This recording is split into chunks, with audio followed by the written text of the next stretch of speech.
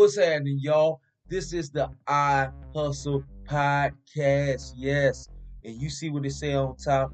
Feedspot.com ranked this as Louisiana number 5 top art podcast where we talk art, hustle, and everything in between. I'm Chef 24/7, and I am here getting ready to have a wonderful Zoom call with a great comedian that'll be joining in at any moment or behind some cheap green screen today. I don't know what I put back there, but hey, let me see, let me play around. Did I put a call something? I don't know what I'm putting back in, but I'm living. I'm living. Anyway, man. I may not be physically where he's at, but he just chimed in. Ladies and gentlemen, from somewhere behind what looks like a fuzzy green screen, give it up for my boy, Gavin Richard. What's going on, Chef? What's up, Mr. Gavin, man? Let's talk today, bruh. Tell them about who you are and where you come from, man. Well, long version or short version, my brother? Man, look, you can give him the Buck Nasty version if you want to, bruh. I just want to know, is it Catcher Freeman or is it Catch Up Freeman?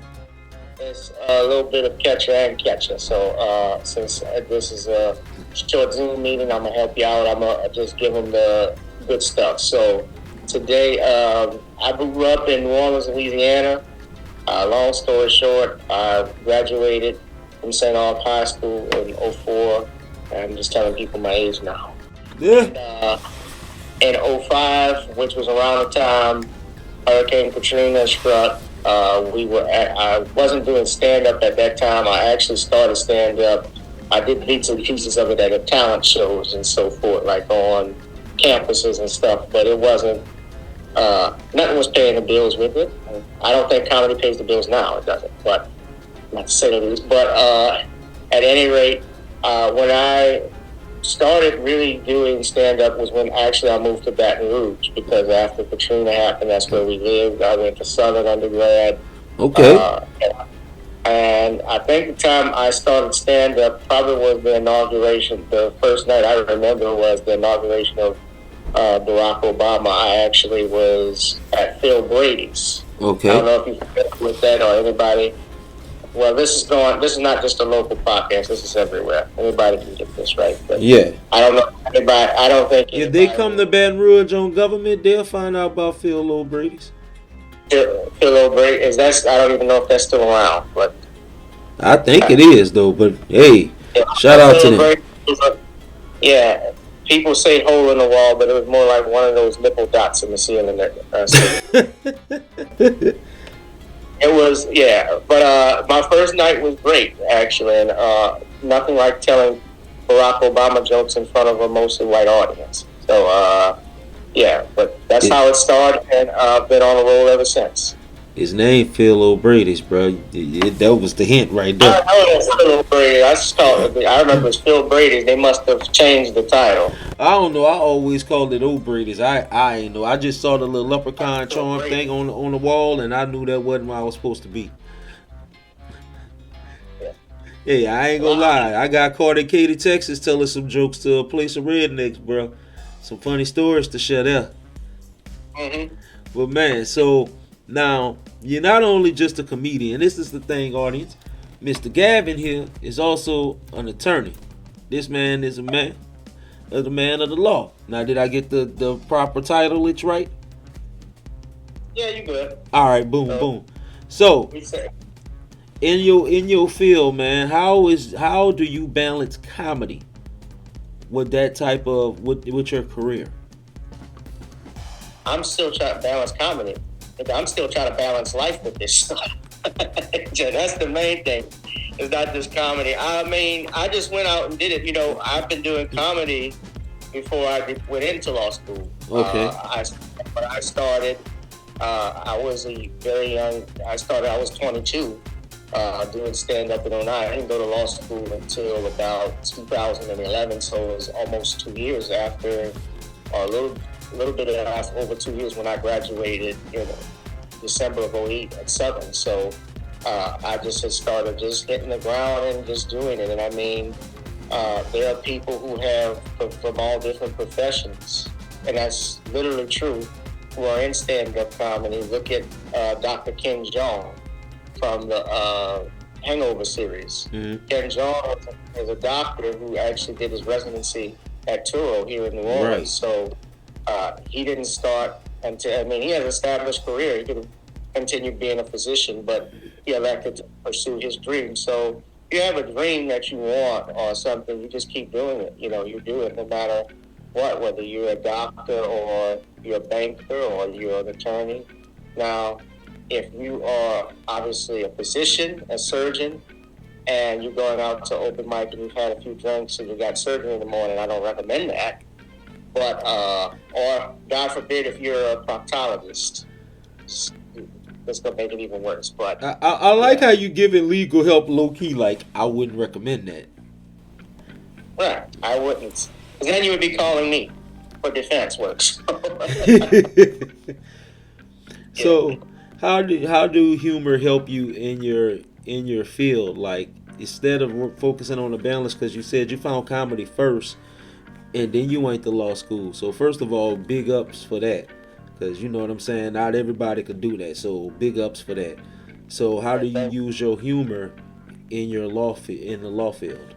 Well, you know, I never shied away from public speaking. So I had been doing it even as a kid. I was, you know, one time we had plays and so forth. So I played Dr. King in some plays. I also had a chance to do a little acting. So I think the way stand-up has helped me is like, especially if I'm standing in front of a judge or in the courtroom talking to a witness, it doesn't make me scared to express my point of view. It actually, I'm used to being in front of an audience, so I can also improv some stuff. Now, hopefully I don't ask for the judge to pass me a handkerchief or an egg from my penis out of the magic trick. I start by closing arguments by saying, you know, Judge, my client walked in with a nun, a Jew, and a rabbi or something like that. Oh, snap. I never did that. I'm smart. I never did that, and I don't know if anybody can see, but he's closing his eyes when I did that. Oh, snap! No. Oh, they catching the other angle. They saw my face. That sounds like a good TV show. Man, you need to make that a TV show, bro. It'd be like the first episode, dude just walk up to the lawyer, hit him with a whole joke. I mean, the whole joke, and the judge, meant to say the judge. And the judge is looking like, man, who is this? Who is this? What is he doing here? All right, you want to? We're just gonna go ahead and declare a mistrial because I can see defendant you don't have problems. Now I've never had that, but it's made it better for me to do, you know, as far as speaking, cross-examining witnesses, but even to do closing statements, opening statements, you have that understanding of how to speak in public. So stand-up helps with that a lot. Okay, and as you continue to keep building, right, what is some advice or tips that you would give to someone who is in like a different kind of whole field and they want to pursue other things as well? What would you tell them? As long as it's not against God and against the law, go for it. Yeah, I like that. As long as it's not against God and against the law, go for it. I like that. Yeah. Now, if you do happen to go and break the law, just call me. Bro, we need to put you on. If you ain't on no billboards already, get on there. If you trying to break the law, call me. We can't say it like that, but yeah, if you're in trouble with the law, give us a call. We have the handcuffs, billboard like they have over there on government and so forth. I can't think of the lawyer who does it. Brown. I know who you're talking about because he got a poster. He got a poster everywhere, billboard everywhere. Yeah, it's not Gord McCurdy because he only does personal. Oh, not Eric. Oh shoot, man, I'm seeing his face because he got Latangelo on one of them from the radio station. Yeah. Shout out to 94.1, by the way. Yeah, not C. Jack Allen. I don't know, all of them. Every state got a lawyer that they on every billboard. Right. Yeah, Man. you did have that. So let's have a little fun right quick. I'm gonna cut to a break, and then when we come back, we gonna have a little fun with Mr. Gavin. Y'all stay tuned.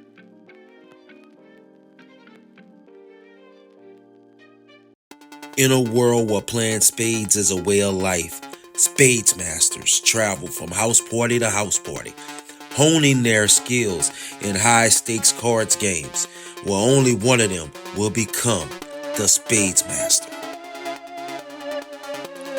Spades Master, coming soon to iHustle. We back from our break. We got more with Mr. Gavin Reshort, comedian, man who went to law school and doing a little bit of everything in the law field. He is a true hustler and a genius as his craft. Let's have a little fun, shall we?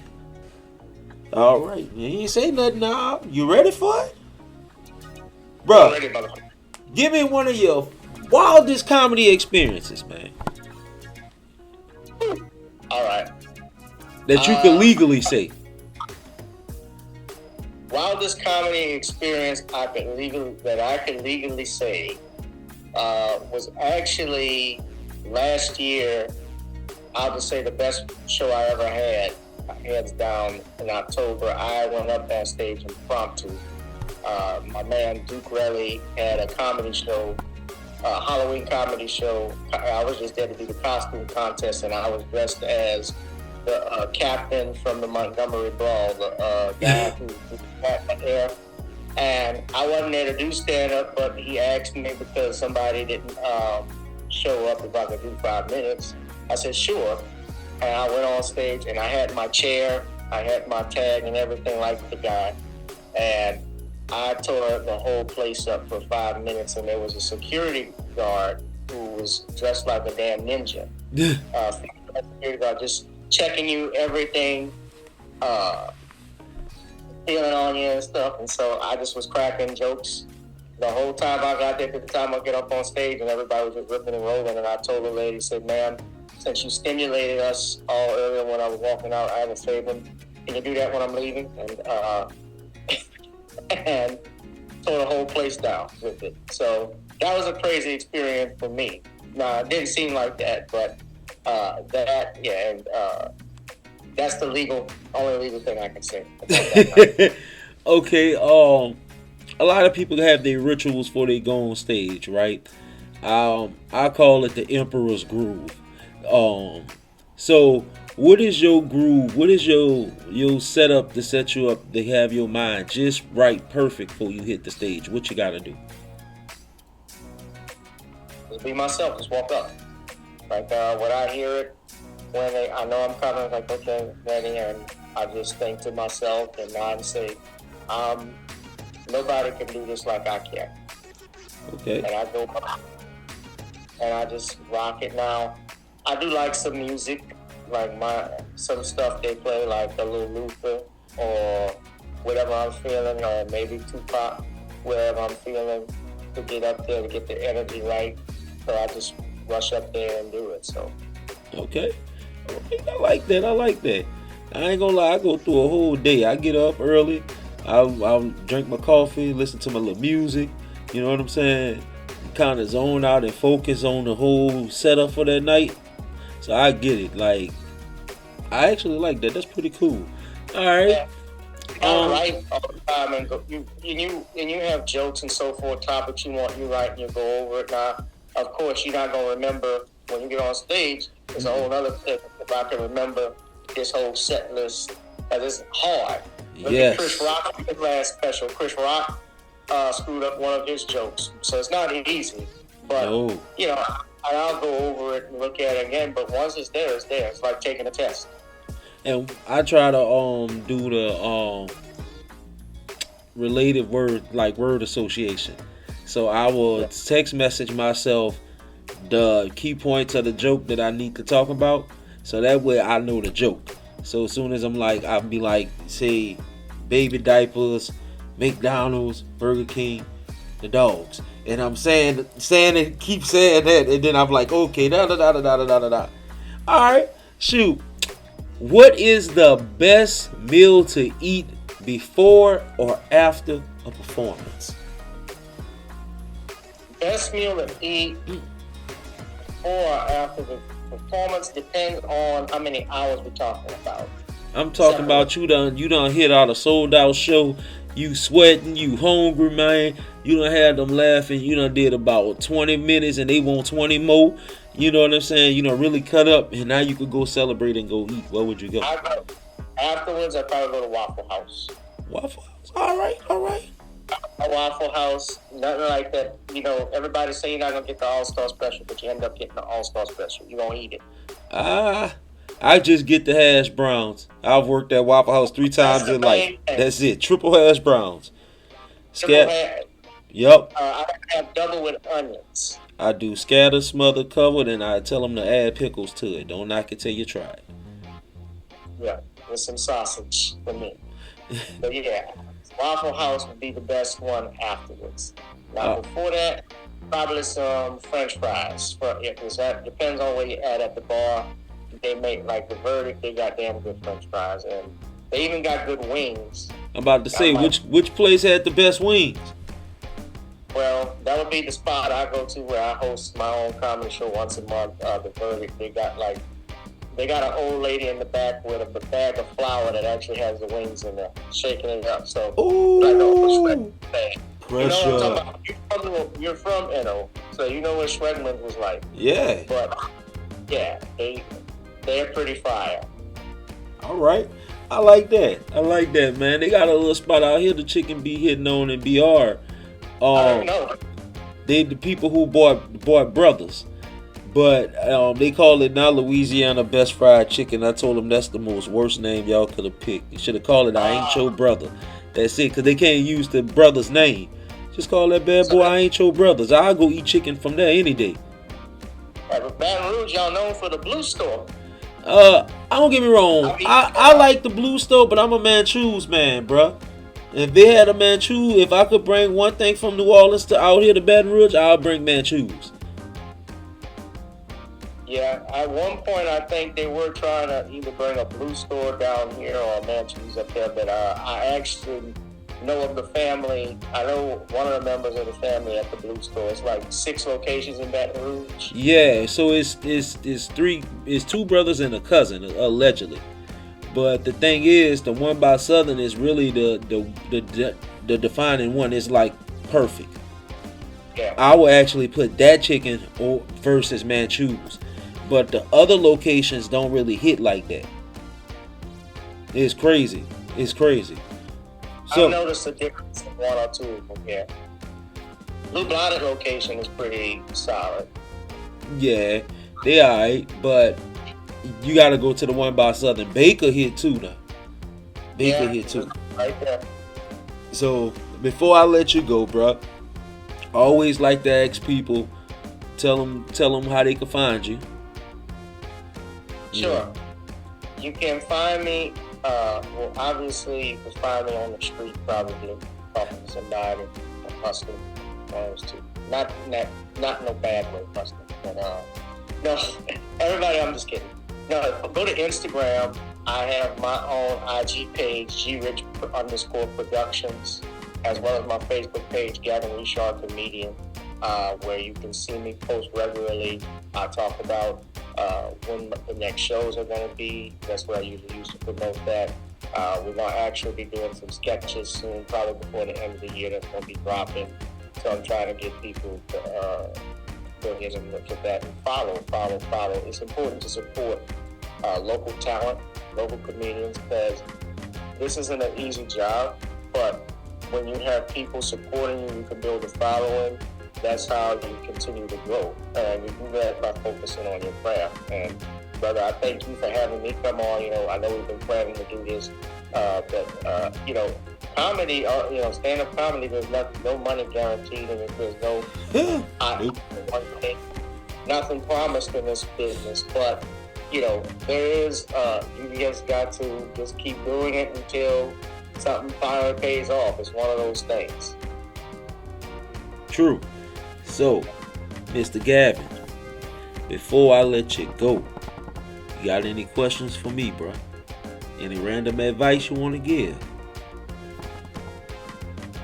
Well, I got one thing I just want to ask, brother. I want to know how do you find the time to be the chef and do comedy?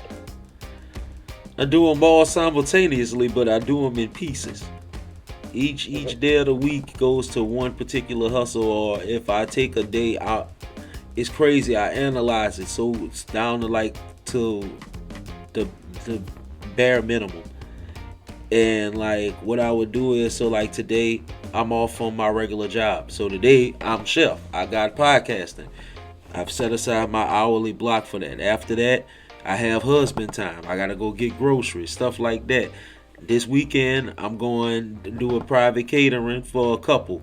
I'm getting myself prepared for that. So it's like I give myself certain times out the day or certain days to focus on whatever job that's needed for that day.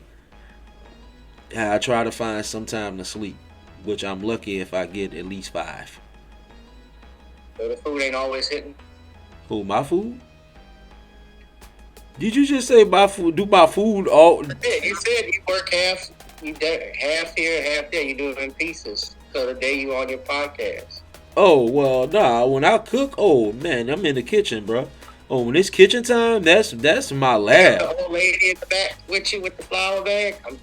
No, like honestly, I ain't gonna lie. Now they got some people who cook on a, like who I like being around when I cook. But I'm also the type of person I like cooking by myself. Like the kitchen is sacred to me. You know what I'm saying? I'll play my Marvin Gaye or something like that. Like I really vibe when I cook. Like it's like painting a picture. And sometimes I'm an old school person. You know, like when you go to your auntie or your grandma's house or something, she like kick you out the kitchen. Like you got to get out of here.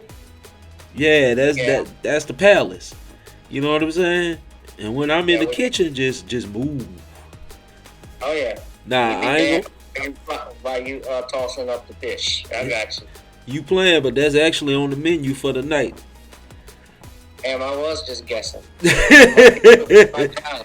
That's actually what I'm doing tonight. That's my favorite food, fish and bread. But I've learned to love keto, which helps my diabetes, so I can eat like a fat boy without having a fat boy results. I'm gonna have to try out some of your food one day, man. Oh yeah, well I'm gonna tell you one thing, bro. I'm a beast in the kitchen. I've been cooking since I was 6.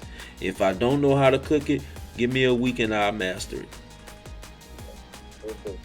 But I want to congratulate you too on the Jimmy Kimmel thing. Oh, thank you, bro. Man. Yeah, that was big. Yeah. You got any other questions while I ask, bro? Nah, I pretty much just ran a few I had for you, bro. I really just wanted you to come bless and share your story and share some knowledge, man.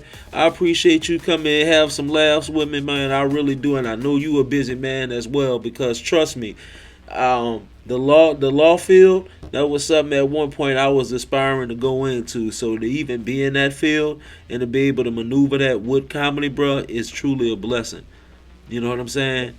Because when you see a lot of stuff, and I know you got a lot of stories that'll break people's hearts, but to have a sense of humor and to sometimes give these people sense of humor whom you defended, that's a gift, bro. Because everybody need to laugh even through their worst times.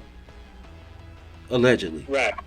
I'm gonna be yeah, man. They got open mic tonight out in Mississippi. I thought about going out there. That's with Krangus Gillespie. He runs that mic, so I might go check that out, or probably either do that or do one online. And the online one sounds a little bit easier. Okay, I gotta get in on the online ones. I have not yet to do an online one. That sounds interesting. Yeah. Oh yeah. Well, my boy, I'm gonna let you go, man. I appreciate you, my brother. Y'all make sure y'all follow Mr. Gavin Richard. Man, this man is a wonderful comedian. He's a wonderful guy. He's helping people out in New Orleans. He's putting people on shows, man. He putting something in your pocket, bro. He blessing you. And he trying to help you to see you get to the next level. So if y'all like to support people like him, y'all come show him some love. If y'all in the New Orleans area, even if y'all go visit, you know, Mardi Gras time coming up, man, y'all look and ask what Gavin Richard at. Y'all trying to catch them shows. That was the New Orleans thing for y'all. That was for my 504 people. You heard me? Man, I appreciate you, my brother. I'm gonna let you go. We wrapping up this episode, man. Y'all continue to like and follow, put some comments in the box, let me know how you felt about it, and I will catch y'all next time. I'm Chef 24/7. One more time, shout out to my boy Gavin Reshoy. God bless the cook. Have mercy on the dishwasher. Peace. All right. Take 2, since we can record now. And we recording this time. Good.